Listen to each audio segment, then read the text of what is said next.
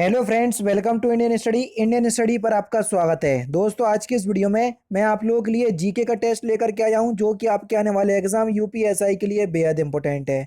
तो वीडियो को एंड तक जरूर देखिएगा, क्योंकि लास्ट में मैं आपसे क्वेश्चन भी पूछूंगा और उसका आंसर आपको कमेंट बॉक्स में बताना होगा। साथ ही साथ इस वीडियो की पीडीएफ डिस्क्रिप्शन में टेलीग्राम चैनल का लिंक दिया हुआ है, वहां से आप प्राप्त कर सकते हैं। पहला क्वेश्चन, विधानसभा का सदस्य बनने के लिए आवश्यक न्यूनतम उम्र कितनी होना चाहिए? तो अगर आपको विधानसभा का सदस्य बनना है तो आपकी जो कम से कम एज होना चाहिए वो होनी चाहिए अभी 25 ईयर। यानी कि इस क्वेश्चन का तीसरा ऑप्शन करेक्ट। किस जनहित याचिका मामले में अदालत ने पंचायतों में विशिष्ट कार्यालयों के पद के लिए दो से अधिक जीवित बच्चों वाले व्यक्ति को अयोग्य ठहराया? किस जनहित याचिका मामले में? तो सही आंसर हो जाएगा जावेद बनाम हरियाणा राज्य। दूसरा ऑप्शन बिल्कुल करेक्ट हो जाएगा। संविधान की धारा 352(6) के तहत राष्ट्रपति द्वारा उद्घोषित एक राष्ट्रीय आपातकाल को संसद के दोनों सदनों द्वारा किस प्रकार स्वीकृत किया जाना चाहिए? ऑप्शंस आपके देखो, दो ऑप्शंस तो आपके ये रहे और बाकी दो ऑप्शंस आपके ये रहे। ठीक है, तो बेसिकली मैं आपको सही आंसर बता दूं। यहां पर जो सही आंसर हो जाएगा, यह एक विशेष बहुमत जो प्रस्ताव के पक्ष में है वे उपस्थित सदस्यों का 2/3 हो और मतदान करें तथा उस सदन की कुल सदस्यता का बहुमत हिस्सा हो। यानी कि इस क्वेश्चन का पहला ही ऑप्शन करेक्ट होगा सर। ठीक है, नेक्स्ट क्वेश्चन आपके सामने।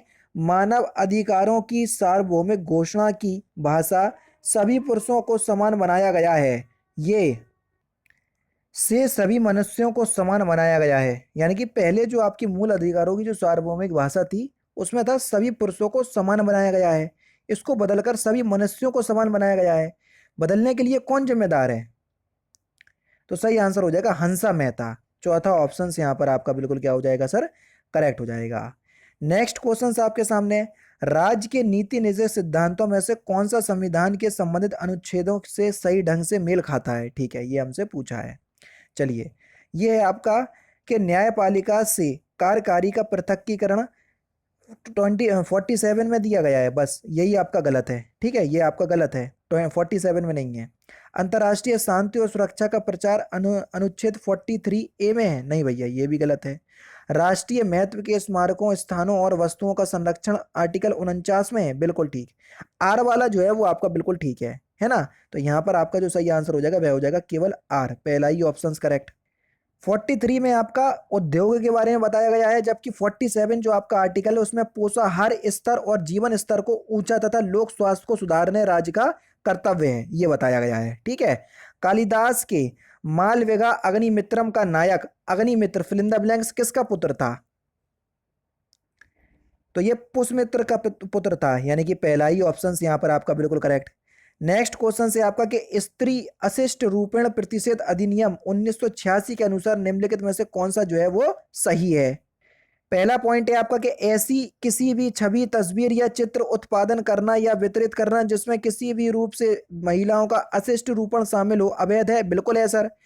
नेक्स्ट है आपका कि उपरोक्त किसी भी ऐसी छवि, फोटो आदि का उत्पादन या वितरण गैर कानून नहीं है यदि उसका प्रकाशन विज्ञान, साहित्य, कला या शिक्षा के क्षेत्र में हो, बिल्कुल ठीक है। या उसका प्रयोग प्रमाणिक रूप से धार्मिक उद्देश्यों के लिए, बिल्कुल ठीक है।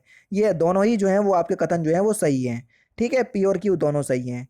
जब खाने में लंबे समय तक हरी सब्जियों का प्रयोग नहीं किया जाता है तो निम्नलिखित में से कौन सी बीमारी होती है? तो भैया हरी सब्जी नहीं खाओगे तो कौन सी बीमारी का शिकार हो जाओगे? रात्रि अंधत्व। यानी कि इस क्वेश्चन का तीसरा ऑप्शन जो है वो आपका बिल्कुल करेक्ट हो जाएगा। बेसिकली इसको हम रतौंधी कहते हैं। ठीक है, ध्यान रखना। नेक्स्ट क्वेश्चन आपके सामने। निम्नलिखित में से अफ्रीकी देशों में कौन सा देश क्षेत्रफल के मामले में सबसे बड़ा है? अफ्रीकी देश पूछ लिया भैया, तो सही आंसर आपका क्या हो जाएगा सर? अल्जीरिया। तीसरा ऑप्शन जो है वो आपका बिल्कुल क्या हो जाएगा सर? करेक्ट हो जाएगा। वह कौन सा प्रोग्राम या डिवाइस है जो यह पता लगाने के लिए उपयोग किया जाता है कि किसी अतिक्रमी ने कंप्यूटर संसाधनों के अनधिकृत अभिगम का प्रयास तो नहीं किया? तो इस डिवाइस का नाम क्या है? तो सही आंसर हो जाएगा आपका अतिक्रमण संसूचन प्रणाली। चौथा ऑप्शन यहाँ पर आपका बिल्कुल क्या हो जाएगा सर? करेक्ट हो जाएगा। इस यातायात प्रतीक का अर्थ क्या है? Question number 11। चार ऑप्शंस ये रहे। तो इस यातायात प्रतीक का अर्थ है अनिवार्य दायां मोड़, यानी कि तीसरा ऑप्शन बिल्कुल करेक्ट। नेक्स्ट क्वेश्चन, संविधान के अनुसार निम्नलिखित में से कौन सा लोक सेवकों के संबंध में सत्य है? पहला पॉइंट है आपका कि अनुच्छेद 304 भर्ती और सेवा शर्तों को नियमित करने के लिए संसद को अधिकार देता है, बिल्कुल ठीक। नेक्स्ट है आपका कि अनुच्छेद 311 कहता है कि अखिल भारतीय सेवाओं का कोई भी सदस्य नियुक्त करने वाले अधिकारी के किसी अधीनस्थ अधिकारी द्वारा हटाया या निकाला नहीं जाएगा। हाँ भैया ये भी ठीक है, तो चौथा ऑप्शन जो है वो आपका बिल्कुल करेक्ट हो जाएगा, दोनों ही आपके बिल्कुल ठीक हैं। उस प्रक्षेपण वाहन का नाम क्या है जिसने एक ही प्रक्षेपण में सर्वाधिक उपग्रह प्रक्षेपित किए थे? तो उसका नाम क्या है? सही आंसर हो जाएगा PSLV-C-37। इसने 104 उपग्रहों को पृथ्वी की कक्षा में स्थापित किया था। पहला ही ऑप्शन करेक्ट। निम्नलिखित में से कौन सी मदें जिस सूची में दी गई हैं उनसे सही तरह मेल खाती हैं? ठीक है, रेलवे क्या समवर्ती सूची में है? रेलवे समवर्ती सूची का विषय है? नहीं भैया। परमाणु ऊर्जा, रेलवे जो है वो संघ सूची का विषय है। परमाणु ऊर्जा और खनिज संसाधन संघ सूची का विषय है, बिल्कुल। क्यू वाला तो आपका बिल्कुल ठीक है। और डाक बचत बैंक ये राज्य सूची का विषय है? नहीं भैया, यहाँ पर केवल क्यू वाला जो है वो आपका बिल्कुल ठीक है, क्योंकि परमाणु ऊर्जा और खनिज संसाधन संघ सूची का विषय है। प्रधानमंत्री नरेंद्र मोदी की विदेश यात्रा के दौरान भारत और किस दूसरे देश के बीच अंग प्रत्यारोपण में सहयोग ज्ञापन पर हस्ताक्षर किए गए? तो सही आंसर हो जाएगा स्पेन, पहला ऑप्शन करेक्ट। निम्नलिखित में से भारत के लिए यूनाइटेड किंगडम कैबिनेट मिशन 1946 के सदस्य कौन थे? जल्दी बताओ। पैथिक लॉरेंस बिल्कुल थे, स्टेफोर्ड क्रिप्स बिल्कुल थे, एलेक्जेंडर ये भी थे, यानी एलेक्जेंडर जो थे वे आपके पी थे हाँ ये भी थे, यानी कि इस क्वेश्चन का दूसरा ऑप्शन जो है वो आपका बिल्कुल करेक्ट हो जाएगा, PQR सभी थे। नेक्स्ट क्वेश्चन, निम्नलिखित में से किस संघ राज्य क्षेत्र में विधानसभा है? तो किस संघ राज्य क्षेत्र में है? पुदुचेरी। दूसरा ऑप्शन बिल्कुल क्या हो जाएगा सर? करेक्ट हो जाएगा। निम्नलिखित में से किस राज्य में एक सदनीय विधायिका है, यानी कि जिसमें विधान परिषद उपस्थित नहीं है? तो सही आंसर हो जाएगा आपका गुजरात, पहला ऑप्शन करेक्ट। नेक्स्ट क्वेश्चन, भारतीय स्वतंत्रता संग्राम के निम्नलिखित क्रांतिकारियों में से किसे मास्टर दा कहा जाता है? तो किसको कहा जाता है? सूर्यसेन को। दूसरा ऑप्शन बिल्कुल करेक्ट। नेक्स्ट क्वेश्चन, ऑपकोड और ऑपरेंड निम्नलिखित में से किस प्रोग्रामिंग भाषा से संबंधित हैं? तो ये किससे संबंधित हैं? तो सही आंसर हो जाएगा मशीन लेवल भाषा, पहला ऑप्शन करेक्ट। क्वेश्चन नंबर 21 है, इसके सर्वोच्च न्यायालय के न्यायाधीशों को हटाने के लिए निम्नलिखित में से कौन सा तरीका जो है वो सही है? सिद्ध दुर्व्यवहार, बिल्कुल। अगर दुर्व्यवहार जो है वो आपका सिद्ध हो जाता है, या अक्षमता यानी कि उसके अंदर क्षमता नहीं है और भारत के राष्ट्रपति के आदेश द्वारा, बिल्कुल ठीक है। पी वाला तो आपका बिल्कुल ठीक है सर। क्यू वाला पॉइंट देखो कि सर्वोच्च न्यायालय की न्यूनतम 12 सदस्यीय पीठ द्वारा महाभियोग, नहीं ये गलत है। केवल पी वाला जो है वो सही है, तीसरा ऑप्शन करेक्ट हो जाएगा। निम्नलिखित में से कौन सा सूचना का अधिकार अधिनियम 2005 के तहत सूचना की परिभाषा के अंतर्गत नहीं आता? तो सही आंसर हो जाएगा फाइल टिप्पणी, पहला ही ऑप्शन करेक्ट। कार्डियोलॉजी में दिल की धड़कन का अध्ययन करने के लिए निम्नलिखित में से किसका प्रयोग किया जाता है? तो किसका प्रयोग किया जाता है? सही आंसर हो जाएगा कैथोड रे ऑसिलोस्कोप का, दूसरा ऑप्शन बिल्कुल करेक्ट। भारत में कौन सा नारियल का सबसे बड़ा उत्पादक है? पता होगा, सिंपल है। सही आंसर हो जाएगा तमिलनाडु, तीसरा ऑप्शन बिल्कुल करेक्ट हो जाएगा। 2011 की जनगणना के अनुसार भाषाओं को उस अवरोहण क्रम में लगाएं जो भारत में पहली भाषा के रूप में बोली जाती थी। ठीक है, पहले कौन सी, फिर कौन सी, फिर कौन सी, ये हमको बताना है। तो सही आंसर क्या हो जाएगा? सबसे पहले आएगी आपकी सर कौन सी? बंगाली, फिर क्या आएगी? तमिल, फिर क्या आएगी? कन्नड़। तो यहाँ पर जो आपका सही दिया है वो बिल्कुल ठीक दिया। चौथा ऑप्शन जो है वो आपका बिल्कुल क्या हो जाएगा सर? करेक्ट हो जाएगा। ठीक है, पहले बंगाली, फिर तमिल, फिर आपकी कन्नड़। नेक्स्ट क्वेश्चन, निम्नलिखित में से कौन सा सांकेतिक आय की असमानता और समानता को मापने के लिए उपयोग किया जाता है? तो सही आंसर हो जाएगा गिनी गुणांक, तीसरा ऑप्शन बिल्कुल करेक्ट। किस संशोधन ने प्रस्तावना में संशोधन किया और भारत के विवरण को सार्वभौमिक लोकतांत्रिक गणराज्य से सार्वभौमिक समाजवादी धर्मनिरपेक्ष लोकतांत्रिक गणराज्य में बदल दिया? तो संशोधन का नाम क्या था? 42वां संविधान संशोधन 1976 में किया गया था, जिसे मिनी कॉन्स्टिट्यूशन भी कहते हैं सर। निम्नलिखित में से कौन से आपातकाल राष्ट्रपति घोषित कर सकते हैं? जल्दी बताओ। राष्ट्रीय आपातकाल बिल्कुल कर सकते हैं, राज्य आपातकाल बिल्कुल कर सकते हैं, वित्तीय नहीं भैया, ये नहीं कर सकते। तो केवल जो आपका सही आंसर हो जाएगा वो क्या हो जाएगा सर? जल्दी बताओ।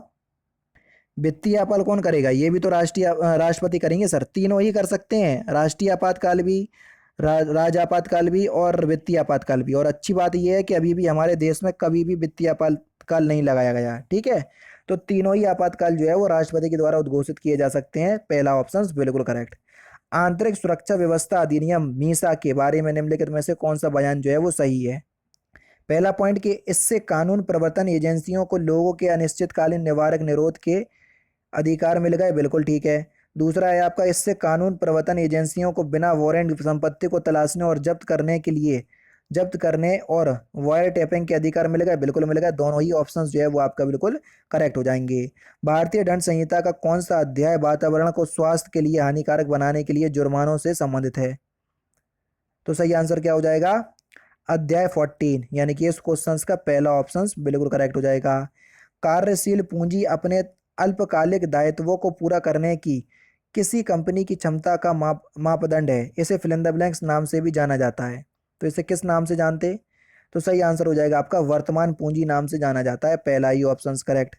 वर्ल्ड वाइड वेब WW का आविष्कार किसने किया था? जल्दी बताओ। तो ये टिम बर्नर्स-ली ने किया था। तीसरा ऑप्शन करेक्ट। क्वेश्चन नंबर 33 है कि शहरी आबादी के मामले में दुनिया के देशों में शीर्ष से भारत की श्रेणी कितनी है? शीर्ष से बात हो रही है, तो देखो शहरी मामलों में है जो वो दूसरी है। पहला ही ऑप्शन यहाँ पर आपका बिल्कुल क्या हो जाएगा सर? करेक्ट हो जाएगा। वह कौन सा पहला मामला था जो सूचना प्रौद्योगिकी अधिनियम 2000 के अंतर्गत आपराधिक मामलों के रूप में सामने आया? तो सही आंसर हो जाएगा तमिलनाडु राज्य बनाम सुहास कट्टी। चौथा ऑप्शन करेक्ट। जब लोग सार्वजनिक स्थान पर लड़ते हुए सार्वजनिक शांति को भंग करते हैं तो उसे बलवा करना कहा जाता है। न्यूनतम कितने लोगों के होने पर ऐसी स्थिति को बलवा करना कहा जाएगा? तो सही आंसर हो जाएगा 2। विकलांग और अनियोज्य के लिए राहत किसका हिस्सा है? तो ये भैया राज्य सूची का हिस्सा है।